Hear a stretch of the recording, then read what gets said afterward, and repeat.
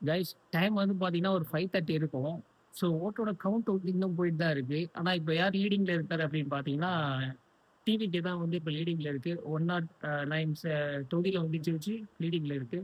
So இதுக்கப்புறம் தான் வந்து மிகப்பெரிய ட்விஸ்ட்டே இருக்கு.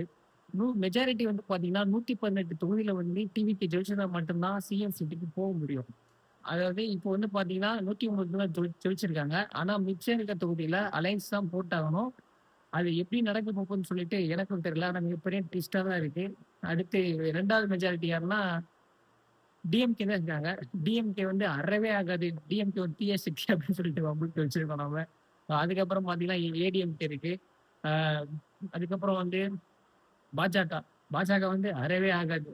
ஸோ அதுதான் கைஸ் ரொம்ப மிகப்பெரிய ட்விஸ்ட்டா தான் இருக்கு. எப்படி இருக்க போகுதுன்னு தெரியல இந்த எலக்ஷனு. 2026 எலக்ஷன் வந்து திரும்பி எலக்ஷன் இருக்குமா அப்படின்னு சொல்லிட்டு ஒரே படபடப்பா இருக்கு. என்ன நடக்க போகுதுன்னு தெரியல. பொறுத்திருந்து பார்ப்போம்.